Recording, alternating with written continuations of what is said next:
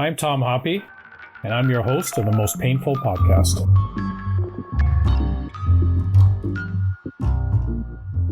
Military veterans suffer from chronic pain twice that of the Canadian population. And why is that? When a person joins the service and they get into the military culture and their identity changes and their mindset changes to mission first, self last, does that impact how they manage and view chronic pain? To talk about this today, I'm joined by two guests. Melanie Noel is a professor at the University of Calgary who studies chronic pain in children and is currently working on a project with the Chronic Pain Center of Excellence, researching chronic pain in veterans' family. Hi, Tom. Hélène Le Scelleur is a military veteran who is completing her PhD on the crisis of identity with veterans who suffer from operational stress injury. Hello, Tom. So I'd like to just start by saying we know that when a soldier enters or a person enters the military, that the culture creates an environment for an identity and mindset to change from their civilian mindset to the military mindset. There's a lot of research out there. We know that the military common mindset is mission first, team, regiment, and self last.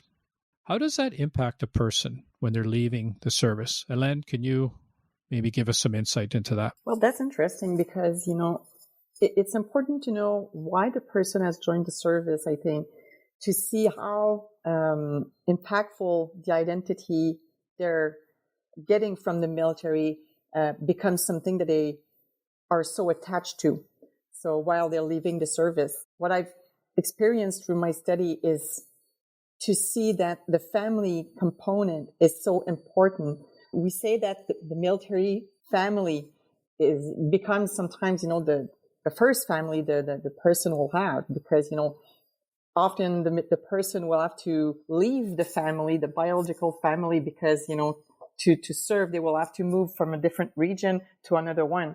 So that family becomes your identity at some point. So leaving the forces is something that is very difficult, because it's like, am I leaving again my family, or am I being rejected by my family? So I think this is something that is very important for the identity portion of it. Well, the three of us have talked before about this. And Hélène, with your study, you're looking at people who are actually forced to leave versus people who are leave voluntarily, which I think would be an added complexity to the identity adjustment that they're going through. Is that correct? Yes, it is correct. Because when it's not a choice, and, at some point, you're not prepared for that. You're not, you're not even in a process of mourning what you're going to be leaving. So yes, it is something that I've looked at, and it's very interesting to see how longer it's more difficult for them to overcome, the transition because of that. Yeah. And that's where, some of the veterans I've worked with and the coaching that we've done it's the understanding that we've changed when we've gone into the service, not the civilian world. And, Melanie, we just talked about this earlier today is, in the military, at least in my experience and in my trade, people would say, you're weak. What are you, a civilian? So we're cutting down that civilian world, which we one day will enter back into. So we have this struggle that goes. So when, as a veteran, we're struggling with that, or military person, but what about the family, right? And the children. And Melanie, you guys have been doing some great work, and you've done some qualitative interviews. What really stands out from those interviews that you found? Yeah, and that great work is done with you, Tom. And you've been really instrumental in, really weaving in the importance of culture and identity. I think I study pediatric pain. I study why kids have pain and their parents have pain. And I study the connection between trauma and pain. So I thought, wow, I'll study veterans. This will be easy.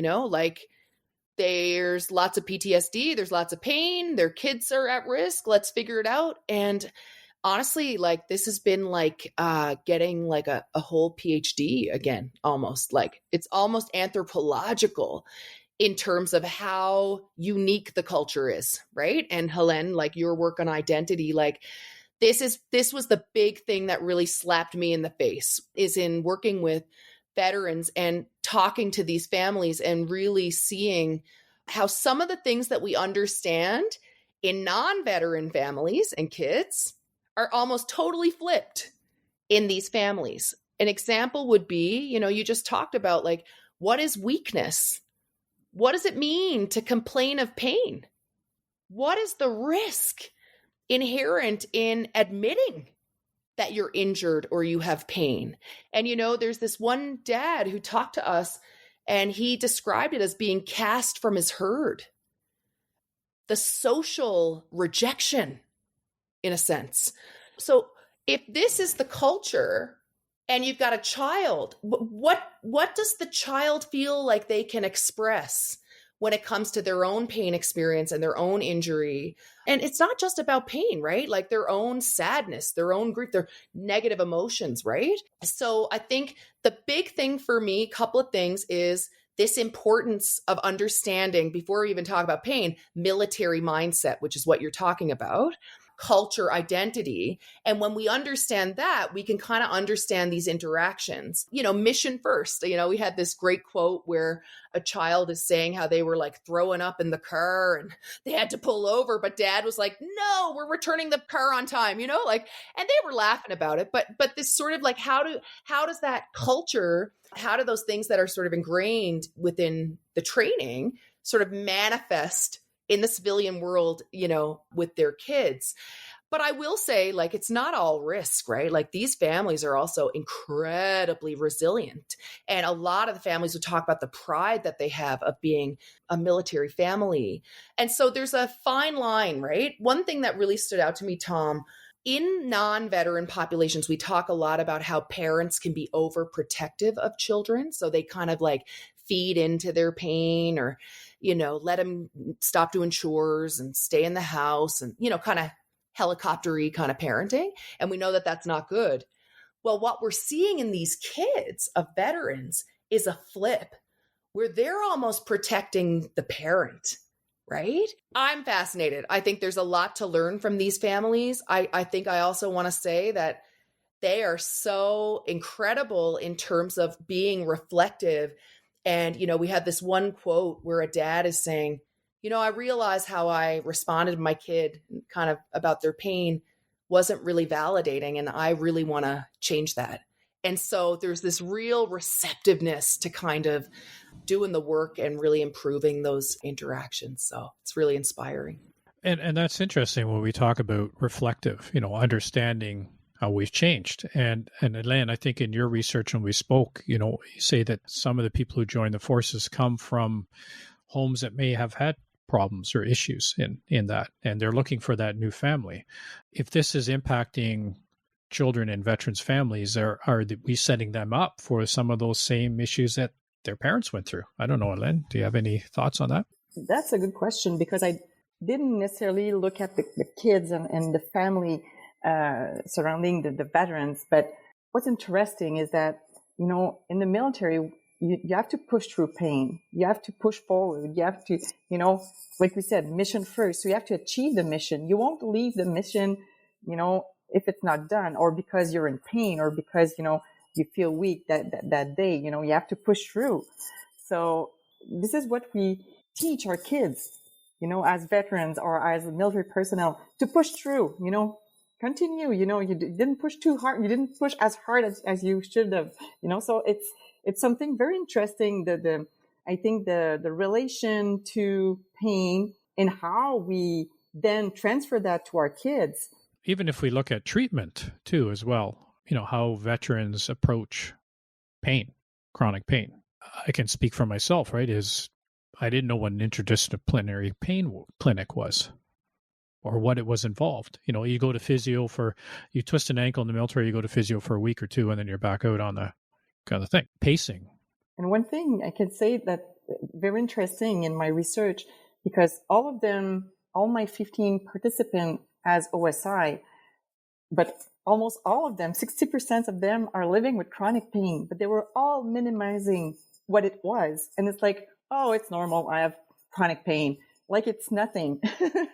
So, how do you work with that? And you're about to talk about pacing yourself. How do you pace yourself when you're minimizing, from the beginning, the pain that you're living with? Yeah. And what is pacing? When I first heard that, I thought someone was going to run alongside me, right? Oh, okay. Is that what we're doing? So I know, Melanie, you're starting to see, as you said, you see that in your research, the connection from the veteran down to the family and the children, and how this identity and culture is ingrained. And maybe the veteran doesn't even know they're acting that way because it's become normal. Yeah, I mean, I believe every family in and of itself is its own culture, right? Has its own culture.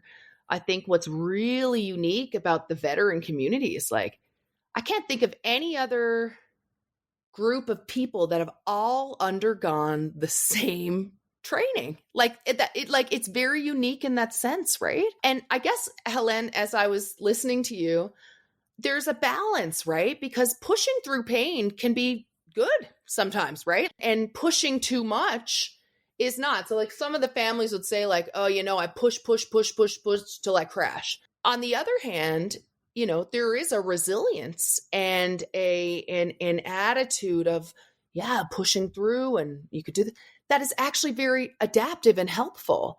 So I think this is really nuanced in terms of like, what's the ideal balance? It's not going to be the same for everyone either, right? Different kids have different needs. And when, the complexity of doing family work is that, the whole is greater than the sum of its parts, right? So who the spouse is, who the brother is, who the sibling, who the veteran is, all of their experiences kind of come together to create what is, a very unique culture. So I think we're going to learn a lot about, risk, but also resilience, I think, from these families and these kids. And while we know that kids of parents with PTSD and, pain are at risk, we also know there are lots of ways that a child can be resilient through, fostering effective communication within families, through enjoying community traditions, having a sense of belonging in different groups. And so, my big shtick is like, yes, let's understand risk, but let's really understand resilience. And let's not wait for 7 years to get this all published. And like, let's start doing something about it now and giving these families sort of the supports that they so rightly deserve. So I'm happy we're talking about kids and spouses, because I think when we talk to veterans, like they really care about their entire families. But I think the kids have not received a lot of attention over the years. Well, and I mean, this is, a veteran needs their family. And if they're struggling and their family's not understanding what's going on, then it's a challenge. And I guess I would put to the two of you as well, we're talking about culture and identity, and we talk about treatment for chronic pain.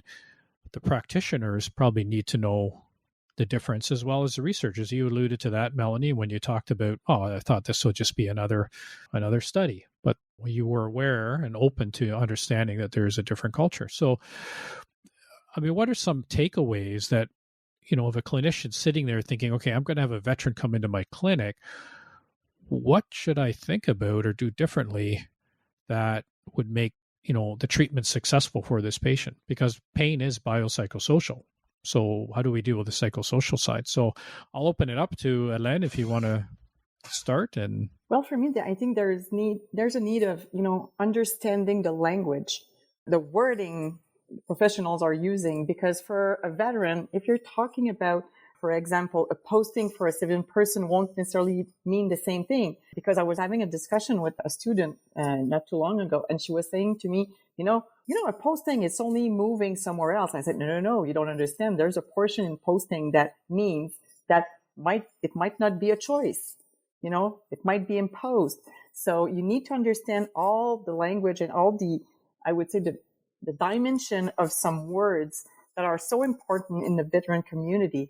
Being a civilian, it's something that it's, I don't know, normal. I don't know how to qualify that. But for a veteran being a civilian, it's very clear that it's a non-military personnel. It's a person who never experienced something in the military. So because of that, a veteran will never be a civilian. So all the wording, I think it's very, very, very important. Well, and it's also just understanding as a practitioner too, is that the veteran may not disclose all their injuries because of their culture. One, they may not, they may think it may impact their Veterans Affairs benefit, which not all veterans are on. There's only about 110 modern day veterans that are on, I believe. So, veterans themselves may not have understanding, and also because of the culture of it'll affect my career.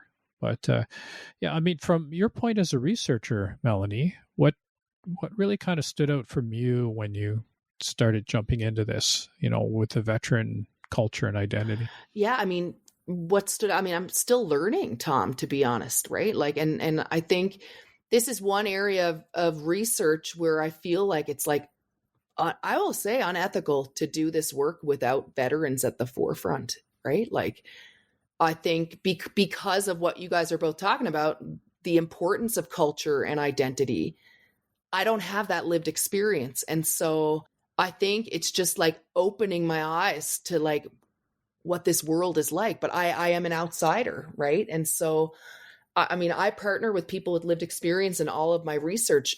This is one area where like it is necessary and like, right? Because I think both in how we listen and what we ask and how we interpret what we're finding has to be within that lens of both of your like lived experience. The thing that's standing out to me is like, these families really care about their kids. I was at a program where, the parent and the veteran and the spouse were kind of learning effective communication. And it was really interesting because one of their biggest concerns was like, how is this affecting my kid? And on the flip side, when they had to generate what were the things in their life that gave them joy and that got them through, it was like playing with my kids, being with my kids. And like that really struck me, right? I think, the things that are standing out to me is like, I'm on this journey, I'm learning, I will never fully understand. That's why I kind of say it's like I'm an anthropologist, right? Like I'm kind of here looking at the culture, but really need people like you both to do this together because of the importance of culture and identity. And I think we're going to learn a lot about resilience in these families, actually, probably more so than risk, but still on the journey.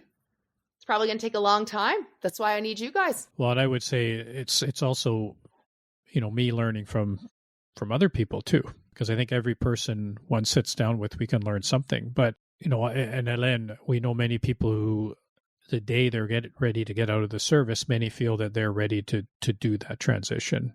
And it's only 6 months or 3 months later when we talk to them, at least the number of people I've talked to, they realize something's not right. But it really takes almost reflection and awareness, I would think, to, that's not in our culture, is it? To have reflection and awareness. So, well, just when you think about identity, in the military, we think as a group.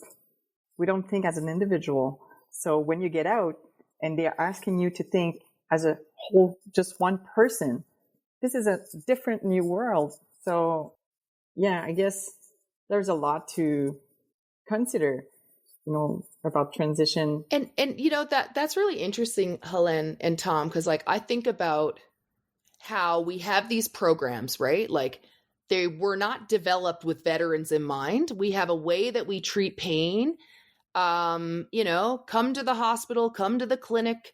It's all self-managed, self, right? And I think about, maybe we should also be considering what is culturally competent treatment.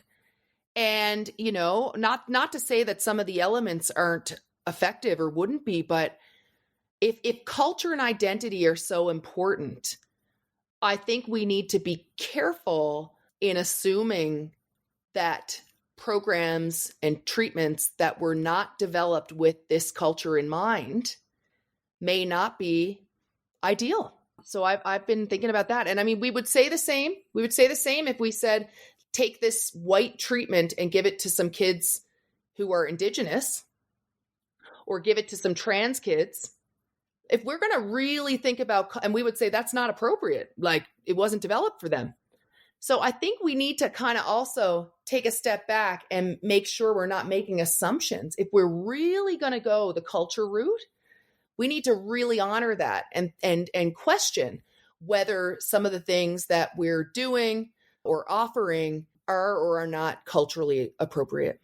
And just to wrap up here, as we're running out of time in this discussion, I think we can go on for quite a long time, because it does play a big role. When you think of, the research out there where a veteran population does very well in a pain clinic, and then what about 3-4 months down the road when they're out on their own, they're struggling with purpose, they're struggling with identity change. How does that then circle back into their chronic pain? So there's so much to unwrap here. And I know that Veterans Affairs has just announced for the Can Praxis program for the families, which you're working on, Melanie. So that's, I think that is a start to this, is because yes, veterans are important, but so are the families. So, I think that's a very positive step forward. So much more to discuss, and I'd love to talk more, and maybe we'll just have to have another podcast down the road to unwrap this even more. But for now, I'd like to thank both of you, for Hélène and Melanie, for the work you're doing and for what you shared today. And I'd like to thank you for that. You're welcome. Thank you.